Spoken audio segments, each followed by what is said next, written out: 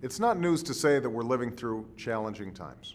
The worst economic downturn since the Great Depression, a credit crisis that's made that downturn worse, and a fiscal disaster that has accumulated over a period of years.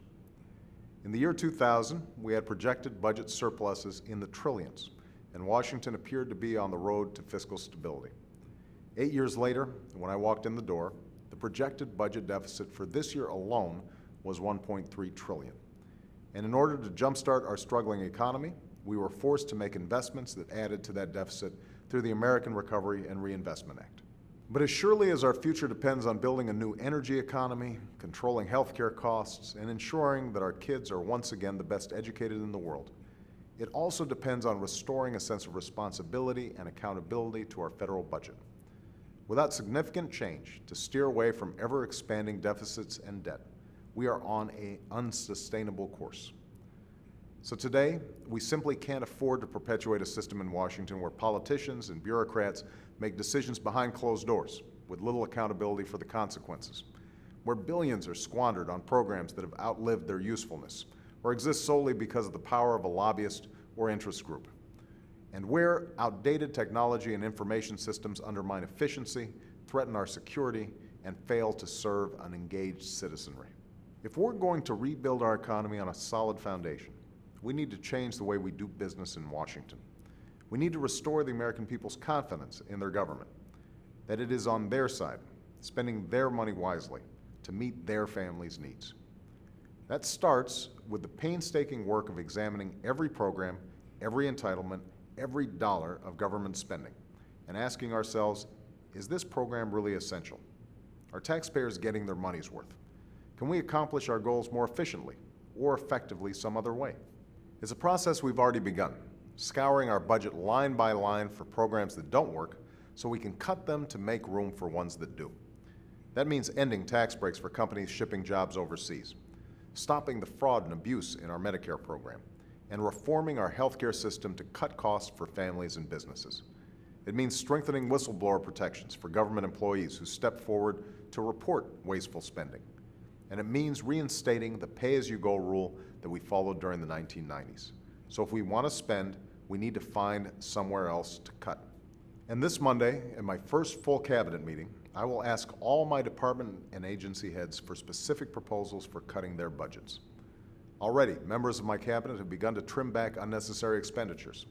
Secretary Napolitano, for example, is ending consulting contracts to create new seals and logos that have cost the Department of Homeland Security $3 million since 2003.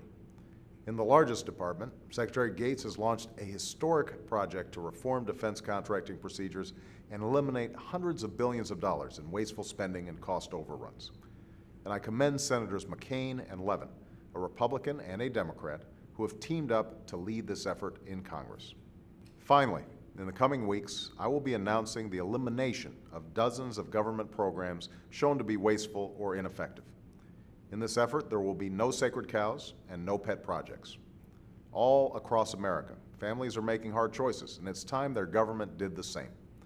And that's why I've assembled a team of management, technology, and budget experts to guide us in this work.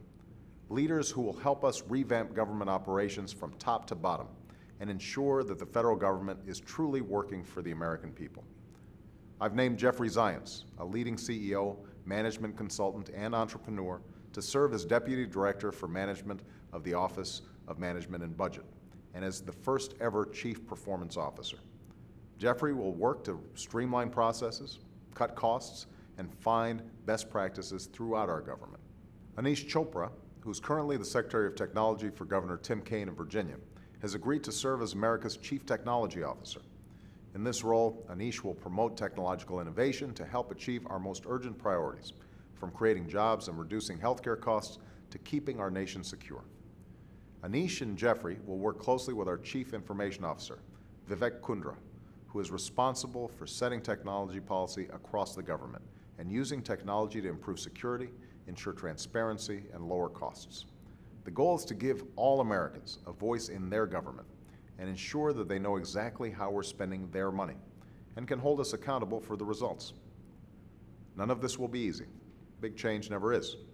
But with the leadership of these individuals, I am confident that we can break our bad habits, put an end to the mismanagement that has plagued our government, and start living within our means again.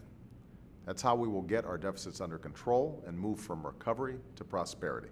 And that's how we will give the American people the kind of government they expect and deserve, one that's efficient, accountable, and fully worthy of their trust. Thank you.